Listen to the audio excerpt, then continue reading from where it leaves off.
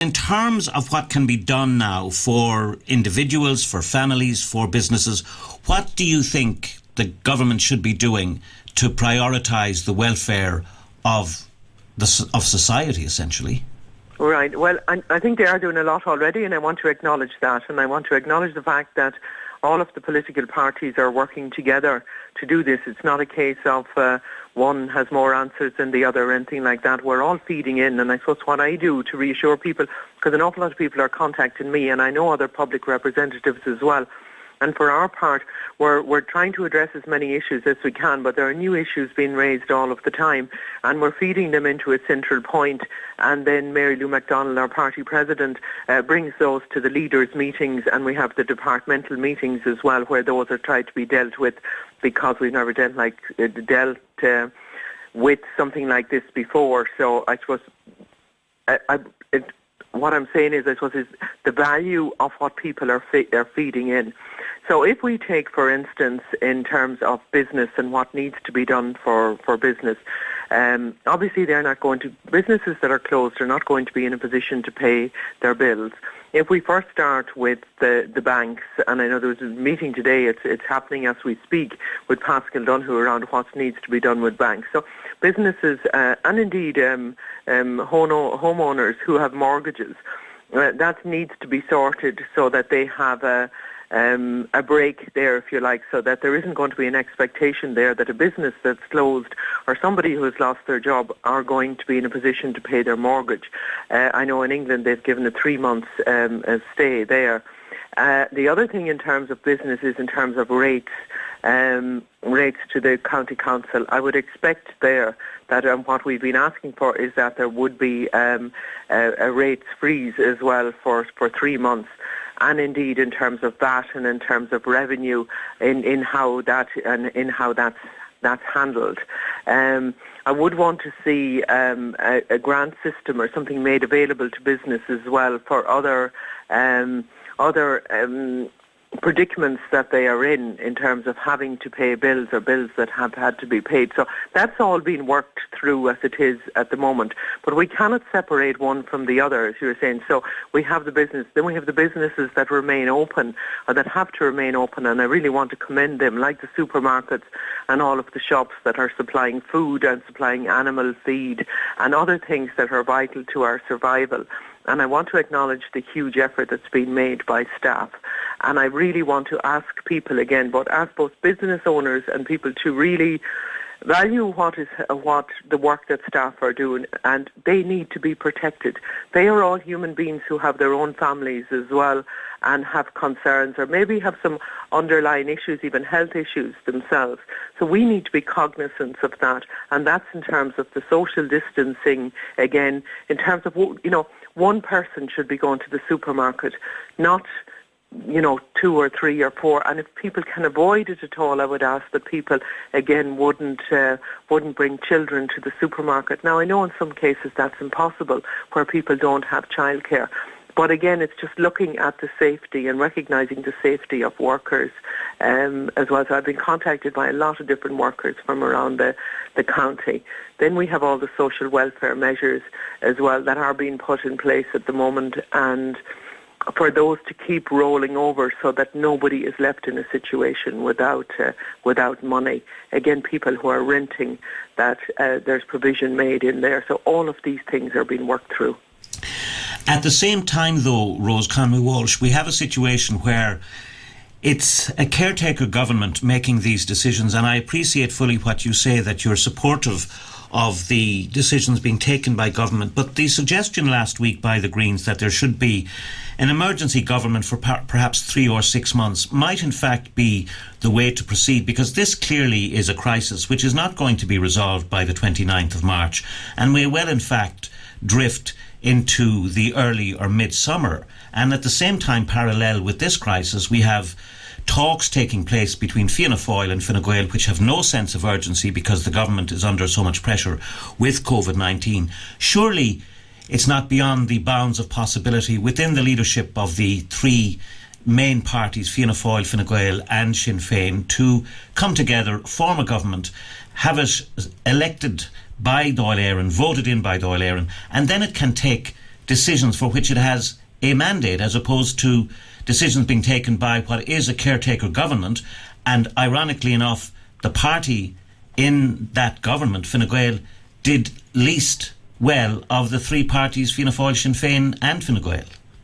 Well, I think, Aidan, as long as the decisions are being made and the right decisions are being made, I wouldn't see a need for the moment for a national government. Our main thing is that we get the decisions made, that we get the right decisions made, that we look after everybody, that nobody is left behind in this emergency, in this crisis. So I think the kind of thing of party politics or government formation it's just not on the top of the agenda at the moment, and it's not on the top of my agenda as we speak.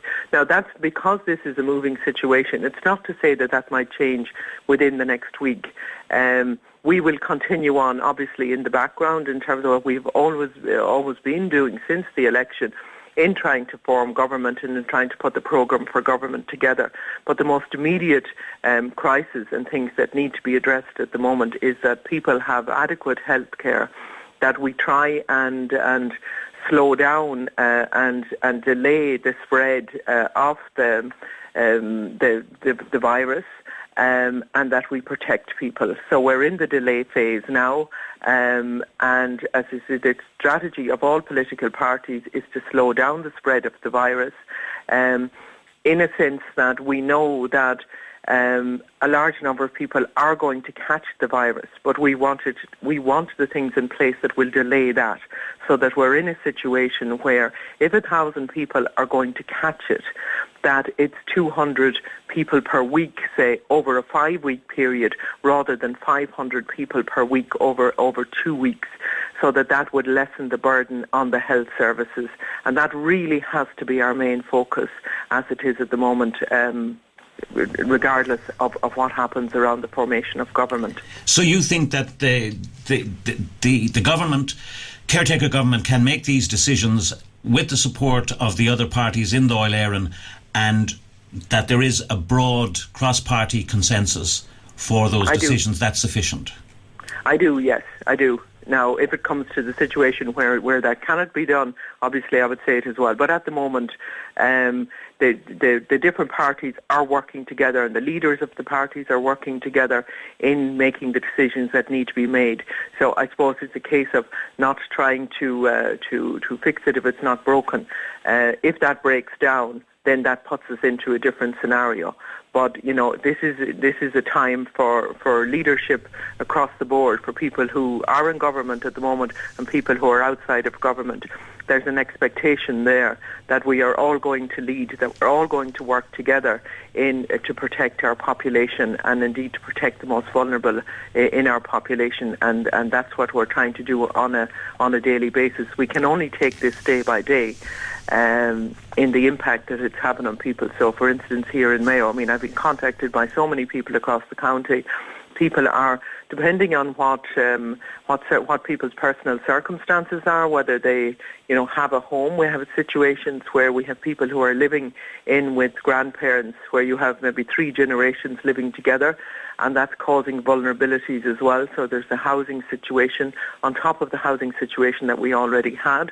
We have the fishermen who aren't able to go out and continue on with their living. They don't have the markets, and there's all kinds of issues for them.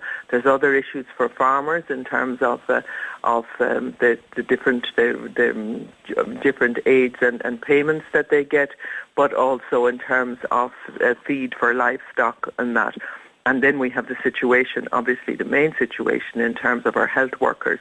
Now, there has been good initiatives put in place, I have to say, just as we are at the moment, even in terms of bringing back the healthcare workers, like retired nurses and retired medical staff. That has been speeded up. I know some nurses myself who have been brought back into the system. One of my own colleagues, Maura Devine, is one of those. She's a psychiatric nurse. And we have called from the beginning with her that flagged it up to us around the registration fee for nurses. That has been waived.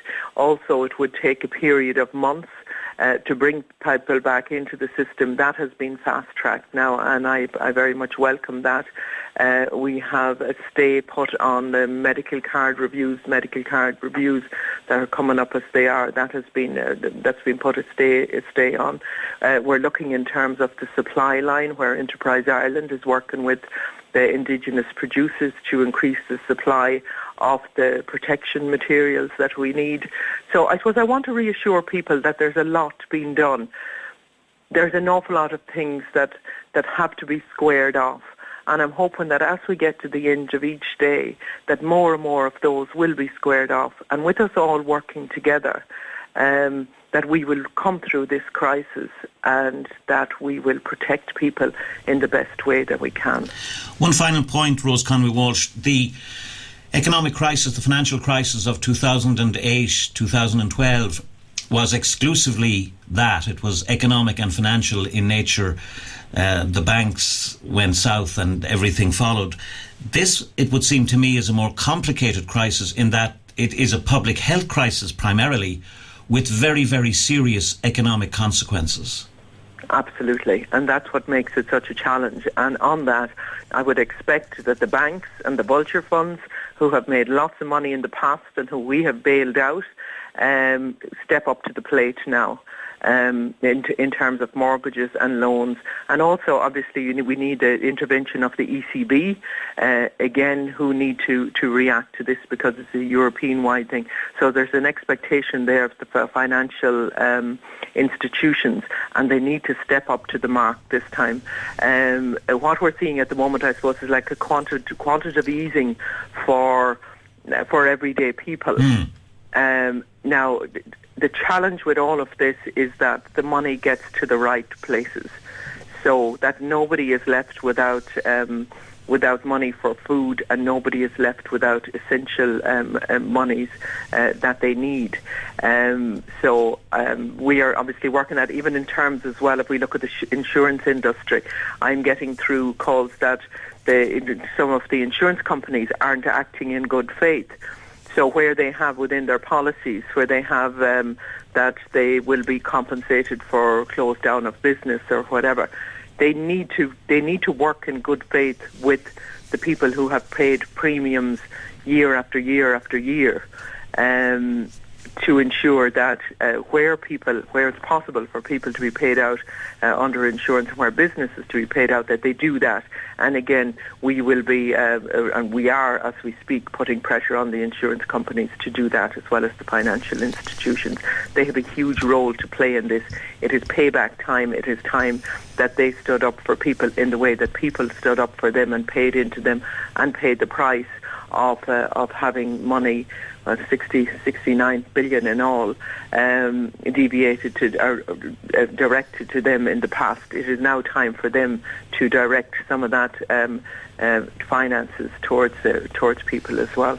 Very good. We must leave it there. Rose Conway-Walsh, Sinn Féin TD for the constituency of Mayo. Many thanks.